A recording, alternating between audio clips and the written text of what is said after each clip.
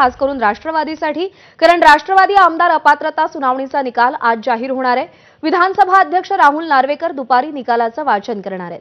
त्यामुळे कोणाचे आमदार अपात्र ठरणार, अजित पवार गटाचे की शरद पवार गटाचे? विधानसभा अध्यक्ष नेमका काय निकाल देणार याकडे सगळ्यांचं लक्ष लागलंय।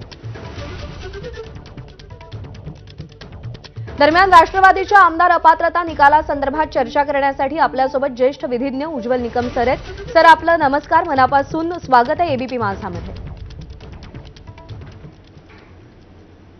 नमस्कार सर, पहिला प्रश्न हाच आहे की आजच्या निकालाचा जर विचार केला तर पॉसिबिलिटीज काय दिसतात तुम्हाला कायदेशीर सगळ्या प्रक्रियेचा विचार केल्यावर?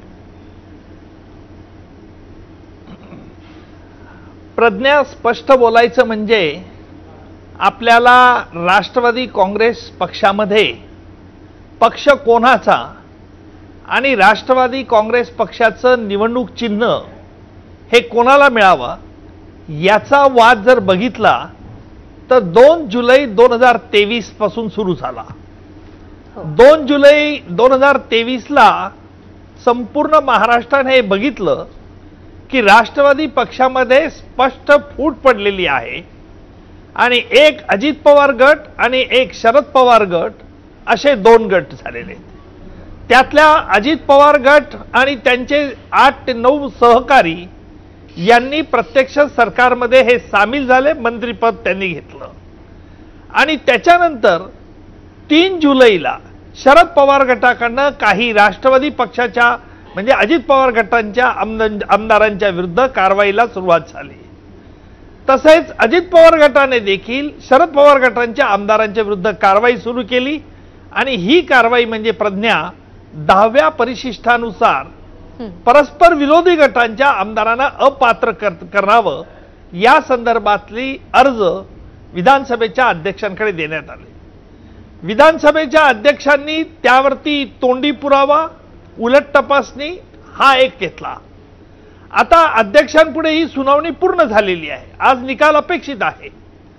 परंतु हा निकाल देत असताना निवडणूक आयोगाने या संदर्भात 6 फेब्रुवारी 2024 ला एक महत्त्वपूर्ण निकाल दिला।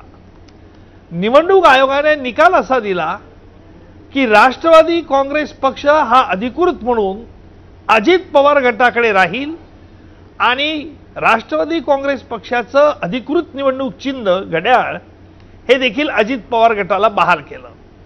निवडणूक आयोगाचा हा जर निकालाचा अभ्यास केला तर आपल्या असं लक्षात येतं की निवडणूक आयोगाने 3 कसोट्या लावल्या। पहिलं म्हणजे राष्ट्रवादी काँग्रेस पक्षाची घटना जी आहे त्याचं उद्दिष्ट काय, राष्ट्रवादी पक्षाच्या घटनेनुसार जे ऑर्गनायझेशन विंग आहे ती कोणाच्या ताब्यात आहे, आणि तिसरं म्हणजे की बहुमत कोणाकडे आहे, निवडून आलेल्या पक्षाच्या आमदारांचं बहुमत कोणत्या गटाकडे आहे।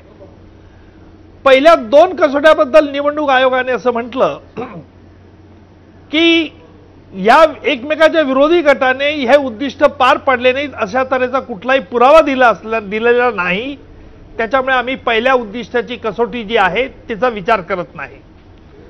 दुसरी कसोटी जी आहे ती राष्ट्रवादी पक्षाची घटना। निवडणूक आयोगाने असं म्हटलं आहे की राष्ट्रवादी पक्षाची जी घटना आहे या घटनेचा भंग दोन्ही गटांनी केलेला आहे आणि म्हणून आम्ही घटनेचा देखील विचार करत नाही। मग निवडणूक आयोगाने तिसरी कसोटी पाहिली आणि ती कसोटी म्हणजे कोणत्या गटाचे आमदार कोणाकडे जास्त आहे। त्यात निवडणूक आयोगाने असं म्हटलं की अजित पवार गटाचे आमदार जे राष्ट्रवादी पक्षाचे निवडून आलेल्या आमदारांपैकी मेजॉरिटी बहुमत हे अजित पवारांकडे आहे, त्याच्यामुळे राष्ट्रवादी काँग्रेस पक्ष आणि निवडणूक चिन्ह घड्याळ हे त्यांच्याकडे देण्यात आलेलं आहे। आता हा सर्व भाग अध्यक्षांपुढे राहीलच विचारार्थ। आता अध्यक्ष यावरती काय निर्णय घेतात, आता आपण बघितलंय की निवडणूक आयोगाने ज्या काही गाईडलाईन्स दिलेल्या आहेत त्याचा ते विचार करतात का अध्यक्ष त्यांच्या अधिपटलावरती राष्ट्रवादी पक्ष एकसंघ असताना प्रतोद पक्षाचा कोण होता हा विचार करतात।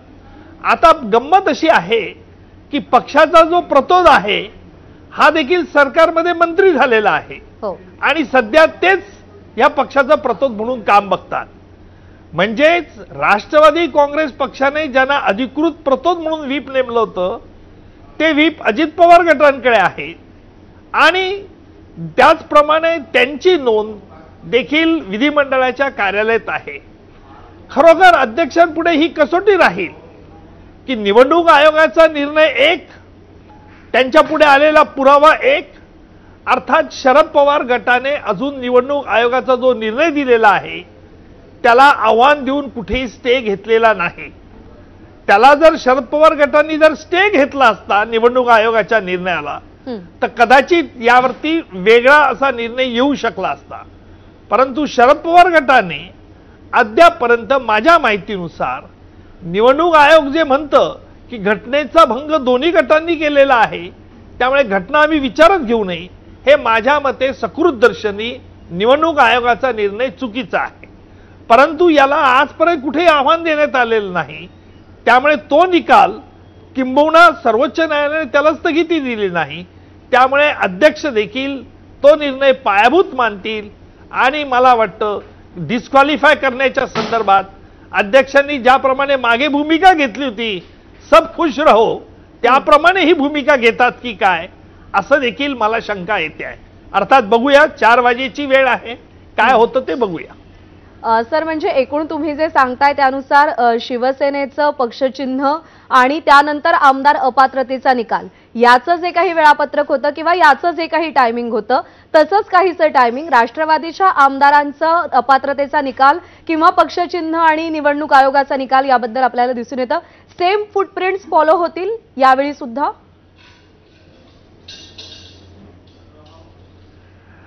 प्रज्ञा, कारण असं आहे की मागचा जो निकाल आपण बघितला, अध्यक्षांनी जो निकाल दिला त्या निकालाचा तुलनात्मक अभ्यास केला आणि आज जे त्यांच्या पुढे जे पुरावे आलेले आहेत त्याच्यामुळे ते सेम फुटप्रिंट कदाचित फॉलो करण्याची शक्यता आहे. मला असं वाटत नाही की कुठल्या तरी गटाला ते आमदारांना अपात्र करतील, यावेळेला कुठल्या आमदारांना अपात्र करतील. अर्थात व्हीप जो महत्वाचा असतो तो व्हीप जो राष्ट्रवादी पक्षाचा जो विधिमंडळाच्या अधिपटलावरची नोंद आहे ते पक्षाचे प्रतोद अंमळनेरचे ते सध्या अजित पवार गटाकडे असल्याने त्या संदर्भात तसा तो निर्णय घेतील का ही एक शक्यता आहे. परंतु आज ती शक्यता मला फार धुसर वाटते. कारण असं आहे की वेळ कमी आहे, त्याच्यामुळे अध्यक्ष कुठेही हे करून घेणार नाही. कारण दोघही बाजूंना कुठे नाखुश केलं नाही तर वरती ती ऑर्डर चॅलेंज होण्याची शक्यता कमी आहे. आणि म्हणून ज्या बाबतीमध्ये जे धोरण यापूर्वी अध्यक्षांनी वापरलं हेच धोरण कदाचित ते फॉलो करण्याची शक्यता नाकारता येत नाही.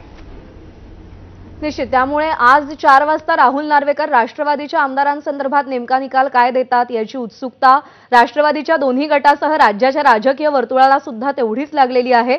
सब खुश रहो हे पुन्हा एकदा त्याची पुनरावृत्ती होताना दिसते का याची उत्सुकता असेल. उज्ज्वल सर, आपले मनापासून आभार, तुम्ही या सगळ्या घटनेचं विश्लेषण केलं त्याबद्दल.